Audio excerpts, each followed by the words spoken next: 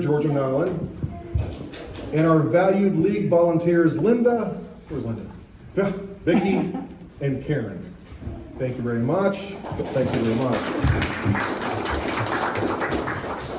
Let me begin with the League's mission statement.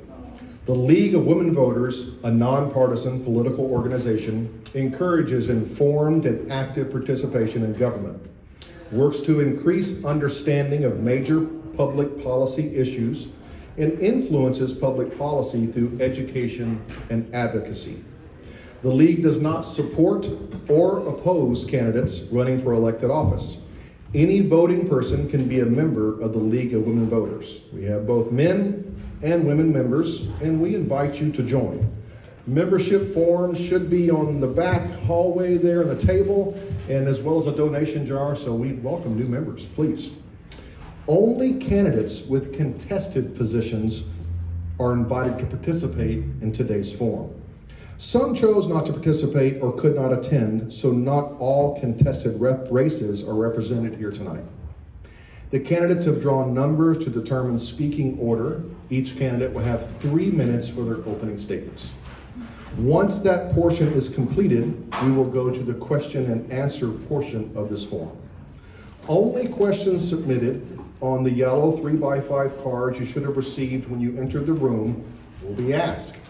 There are no oral questions from the audience. Each person should get 1 card. If you did not receive a card and would like one, please raise your hand up now and we'll get one to you. Up here in the front. If your question is directed to a specific person or candidate or office, please state that on the top of your card. When you have the question ready, raise your hand and a League member will recollect it from you. Volunteers, can you please raise your hand so that everyone will know who you are? Thank you very much. Questions will be given to our sorters who will sort the cards according to office, and the questions will be brought to me. We ask to keep your questions in good taste so that important issues can be addressed, and for my sake, please try to write as legibly as possible. We will allow 1.5 minutes for each answer, and we hope to be able to get through all the questions tonight. Following the question and answer portion, each candidate is permitted 2 minutes to give a closing statement. You are welcome to stay and speak with the candidates after the forum. Our timer tonight is Linda Stagg-Brown, and she will hold up a yellow card when 30 seconds of the allotted time remains and a red card when your time's up. Candidates, can you all see the timer? I will make sure that we follow the time limits so that we can end the forum no later than midnight tonight. No later than 9 p.m. Audience members are not permitted to make statements. Also, we ask that you refrain from applause, cheering, hissing, or booing. At the end of the forum, we will have a round of applause for all the candidates. We ask you that no unauthorized recording take place, and again, if you could, please silence your cell phones. I will now introduce the candidates for the May 20th special district election in alphabetical order for each office. For Chetco Community Library District Director position number 1, we have Cora Rose. Jenny Graham chose not to attend. For Chetco Community Library District Director position number 2, Pat Piper. There was no response from Rochelle Parkinson. Now it's time for the candidates' introductions. Okay, great, thank you. I've been told I have a little voice, so I want to make sure you can hear me. Hi, my name is Cora Rose. I'm the incumbent in position 1 at the Chetco Community Public Library. I was appointed to this position in January to fill a vacancy, and I'm asking for your vote this coming month so that I can serve a full term on the library board. I love our library. I think that the Chetco Community Public Library is an absolute gem of the South Coast and has been since it opened over 30 years ago. I was here when it opened 30 years ago as a kid and have been proud of it ever since. I have brought home stacks of books. I directly credit this library with providing me with kind of the supplemental educational opportunities that I needed so that I could go on, pursue advanced education, get professional skills, and move back home to serve the community. And it's my pleasure and my joy to be able to serve our community through this public library board. I have a statement of my qualifications in the back table, and I promise not to read it to you, but you have to promise to pick it up, okay? So we've got a deal, and I won't read it to you as long as you get it. I was raised in Brookings, as you know. I was valedictorian of the high school. I was named the biggest nerd and the biggest bookworm in the school, and so it's just like perfect that now I'm coming back full circle and getting to serve the library that I love so much. Finally, I can wear that badge of bookworm with pride, right? And but something that you may not know about me is that I'm also an attorney. I'm a member of the Oregon State Bar, the California State Bar, and I am able to use my experience that I've gained through both my education and my work directly on the board. So, for example, the library board is responsible for the library's visioning and planning. We oversee the budget process, which is going to be happening next month, come May 6th at 10 a.m. for our budget hearing. We are required to make sure that we meet the state requirements for audits, for bids and hiring, and we're responsible for ensuring that the building itself is maintained and the property of the special district is adequately stewarded for the community's use. And as an attorney, I'm not afraid of small print. I'm not afraid of reading statutes. I love to read stacks of papers, right? I'm happy to interpret contracts. I'm not intimidated by looking through budgets and reading lots of numbers. I actually I'll probably embarrass her, but my mom's here and she was a math teacher at the middle school and the high school, so I've been around numbers my whole life. Something that's relevant in terms of the fact that the special districts, all of the special districts you see here are forms of local government, is that I have experience on boards that handle large budgets. One of the boards I'm a member of has a ministry budget of $900,000, and the Del Norte Mission Possible board, on which I serve, has a budget of $2.8 million. Thank you, Ms. Rose. Next, we have Ms. Pat Piper for Chetco Community Library District position number 2. I hope the Bible's right. It says, and the last shall be first. Okay, so I'm Pat Piper, and I've been around here for over 30 years. And at all that time, I was a volunteer for the library. I've been on the board of directors for a little over 20 years, and I'm currently the chair. Throughout the United States, there's a push to change our libraries. They don't want certain books at the library, they don't want certain people in the meeting room, and we're taking the exact opposite stand. We want our library to be there and be free for every single solitary person, regardless of whether we agree with them or not. I mean, we have the League of Women Voters here today. Last week we had the Republicans. Who knows, next week it'll be the Democrats. This library is the most wonderful building in all of Brookings. I absolutely love it. But I want to talk a little bit, and I've written it down so I don't screw this up. We made a decision years ago to keep helpful informational books designed for parents looking for answers to questions that their kids are asking. We've taken these 6 or 7 books and put them in the children's section. I've had so many parents say to me, that was a perfect spot. My kid had a question about bedwetting, and I went right down there and got the book, answered it, and we moved on. It's not, and these books are, by the way, recommended by Good Housekeeping, by Parents Magazine, by Scholastic. I mean, they're not porno books, which is what's been passed around now. You know, if you really believe in that stuff, go take a look at the books yourself. They're books that a parent can use when a child has a question. And let me tell you, it would have been easier for the whole board if we had just said, yeah, let's move them to another location. We decided to not do that. We decided to do it so it's there when it needs to be there. And if a kid picks up that book, because a kid can't be in the kids section by themselves, they have to be there with an older person. The older person says, no, go look at those 2,000 books that are gorgeous and colorful.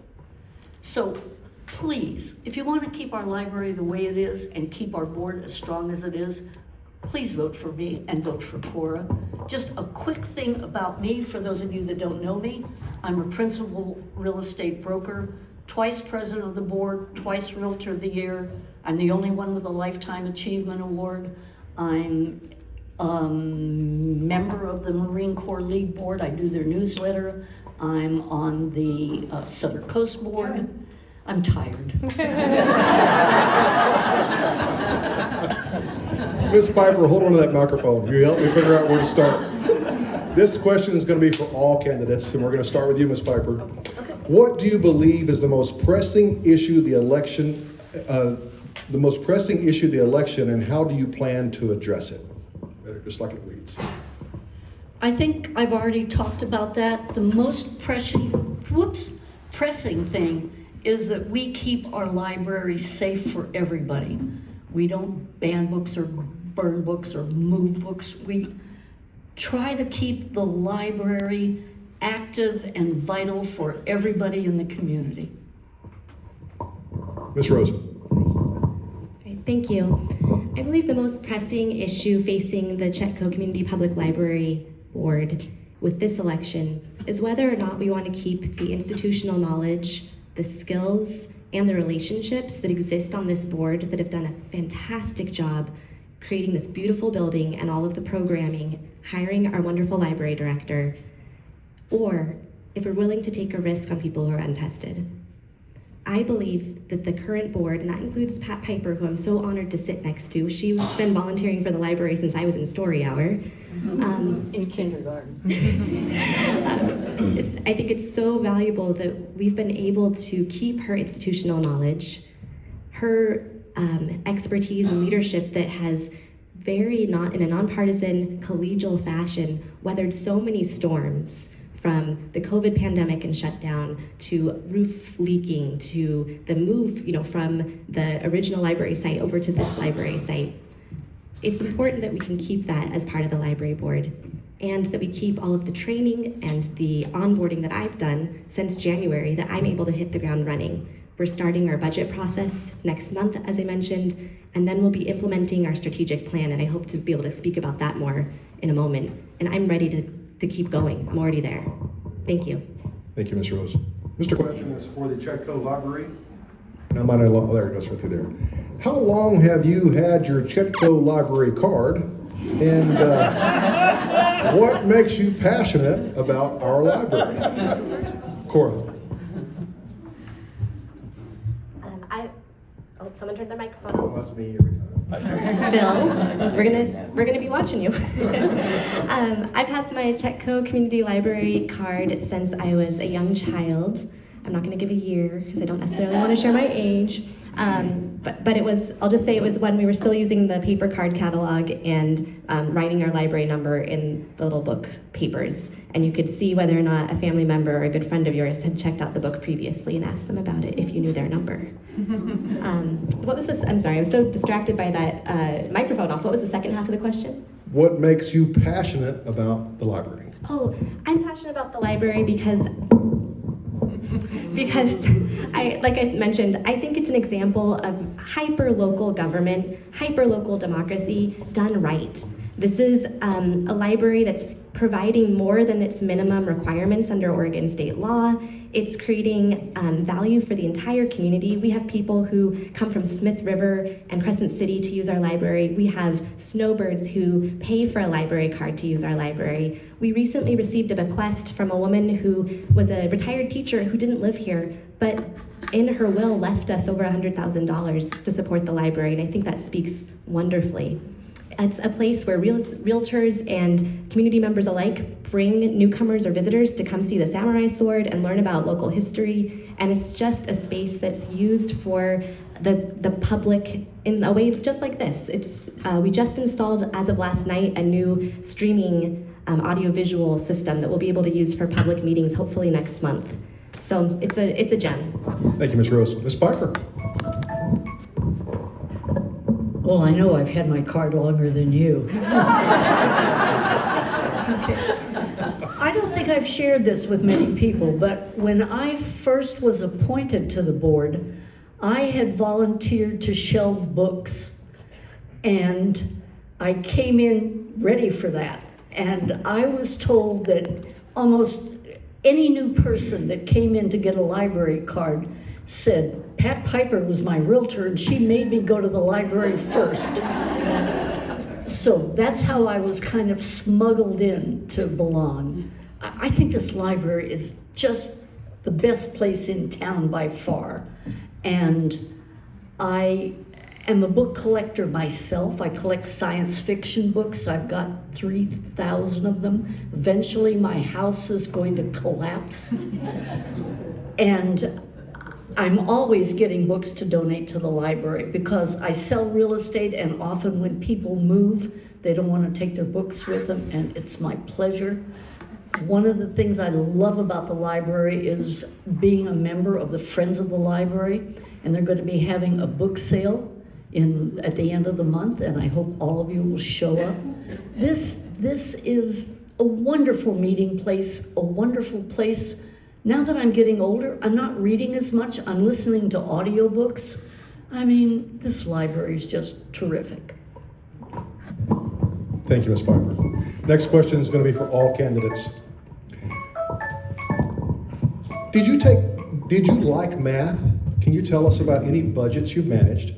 And next, have you worked with grants and grant reporting? If so, can you share about that experience? I'm an absolute total nerd.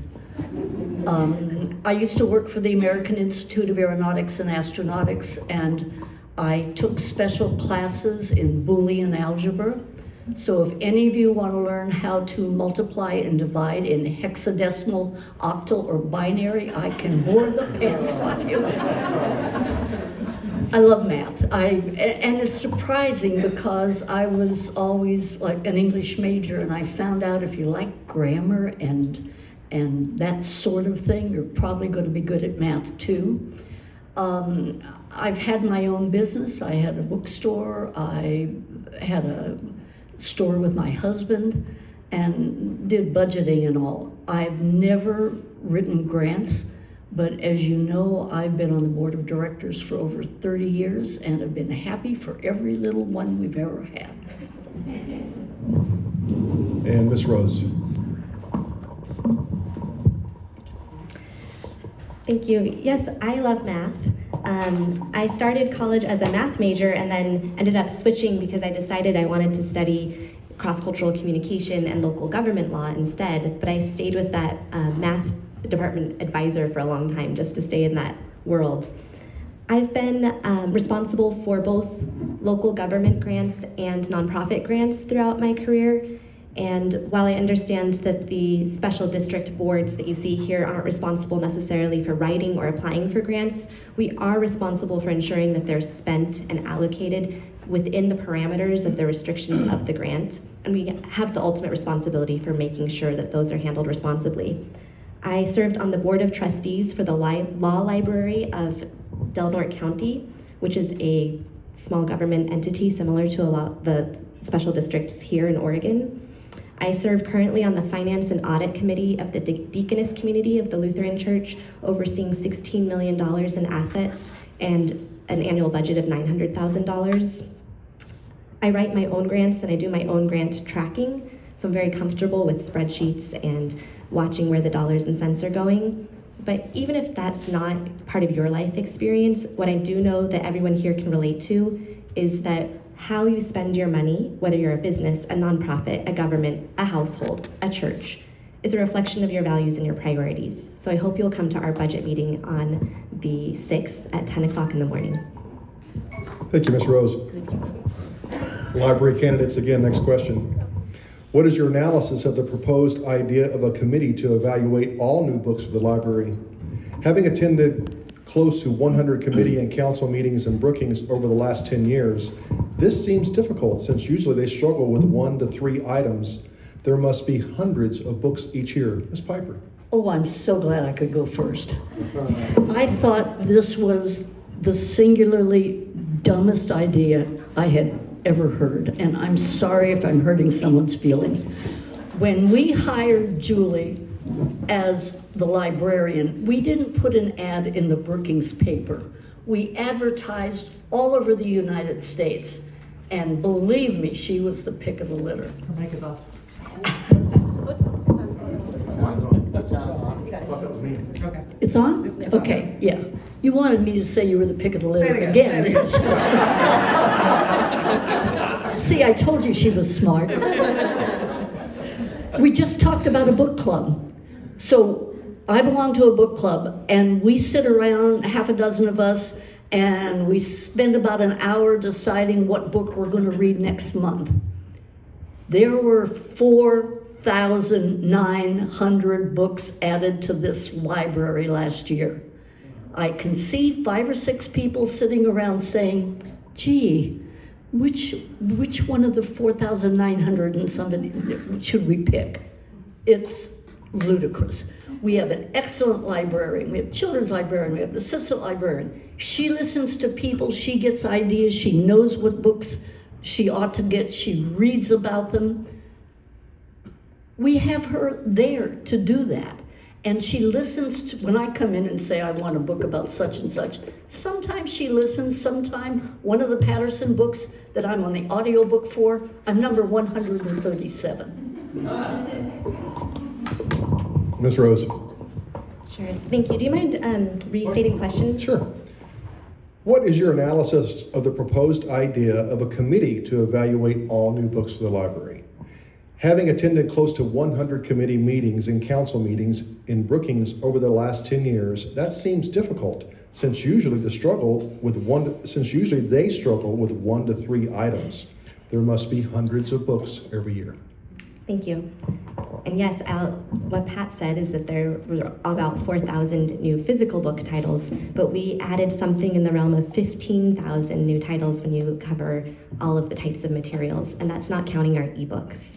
Our ebooks are actually a subscription to a service, a vendor, and that includes e-audiobooks. And by gaining access to the subscription, we have everything the vendor adds. So that's like over 1 million titles. There's no way that a committee is going to evaluate those, and there's not a way to turn those on or off, right? We're not opting into some or other books. We're just paying for a flat fee subscription. I'm hoping that Julie's not like twitching at me. Maybe it's not flat fee, but we have a subscription to the e and audiobooks. And in terms of a committee evaluating every book, it's not tenable when we're looking at that high of a volume, right? So whether or not I think it's a good idea, I don't think it's administrable. And my twin goals, as you'll read in my statement, for all library business is to ensure that it complies with state law and public access, and that it's administrable for our staff, our volunteers, and the board.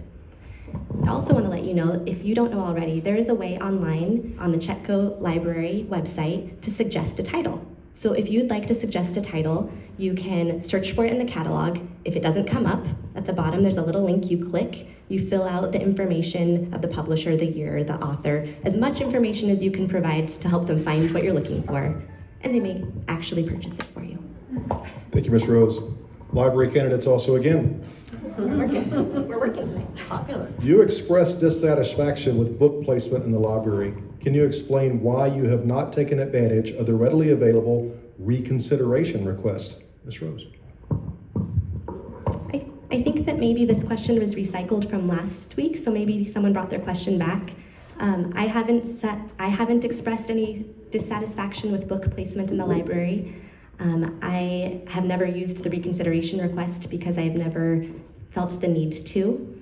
If you aren't aware of the reconsideration process, though, you can find that on the Chetco Library website under About Us and Policies, and find all of the library policies and ask for reconsideration about where a book might be located, or about what titles you think are suitable for our library.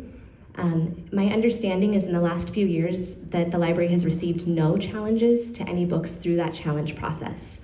A few years ago, a few years ago, but I think in the last 2 years, none. In the last 2 years, there have been no challenges to the library. I'm sorry, I got a little assist there. I hope that's still playing by the rules. And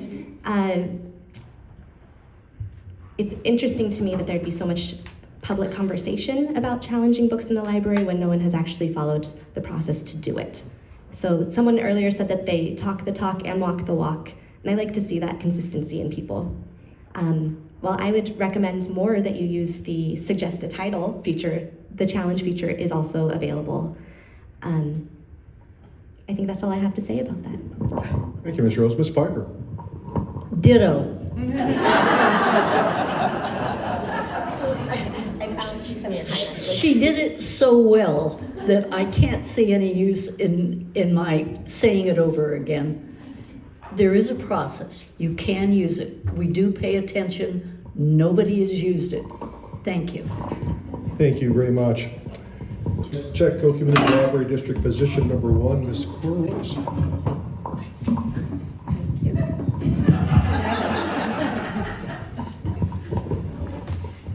It's nice to keep things humorous at the end of a long meeting, right? This is just going to be a little catch-all of some of the things that I had hoped to say to you.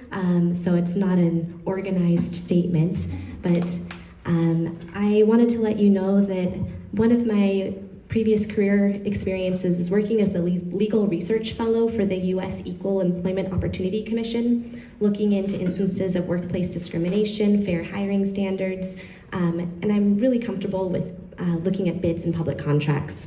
There's been some ideas floating around about the library that aren't legally permitted under Oregon state law for special districts and for public libraries in particular. And my concern is that electing someone to the board who entertains those ideas would be opening up this beautiful library and our assets to substantial liability and potential financial loss.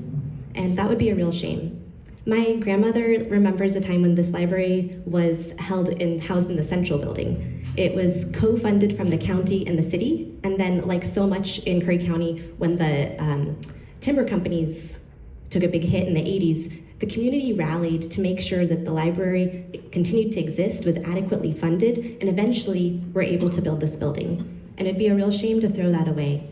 So I'm asking you, if you like the library and its programming, then keep the existing board relationships, the training, the institutional knowledge by voting for the incumbents, Pat Piper and Cora Rose. And finally, I want to address the idea about a committee. There is a committee for public input for the library. Our publicly elected board. Our board consists of your neighbors from around the district, which are from Carpenterville to the California border.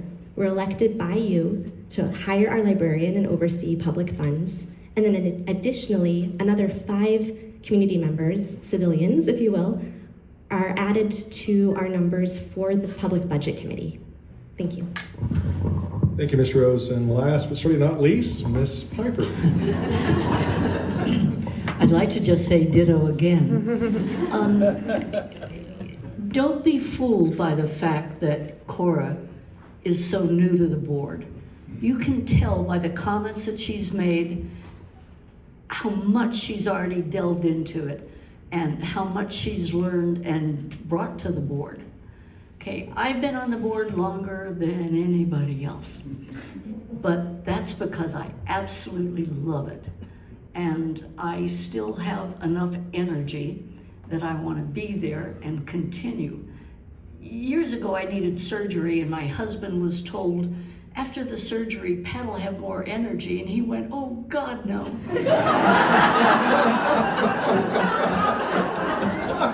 But he put up with it. Okay, so the thing that I like about that is my husband was a very religious Republican, and we were married 34 years and got along really well together. And Cora and I made the decision to not hook our star on any particular entity out there. I know the people that are opposing us are being sponsored by the Republicans, and we're independent. We want the members of the board to always be independent.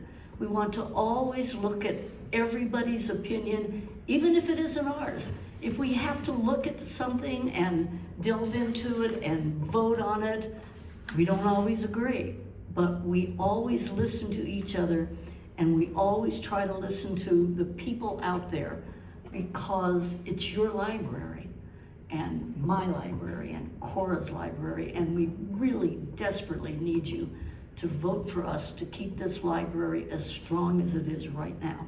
Thank you. Thank you, Ms. Piper. This completes tonight's candidates forum. There is still time to talk with the candidates if you wish. We'd like to thank you for coming to the forum. I'd like to thank the Chetco Community Library for letting us using this room. And can we give a big round of applause to the library and our candidates?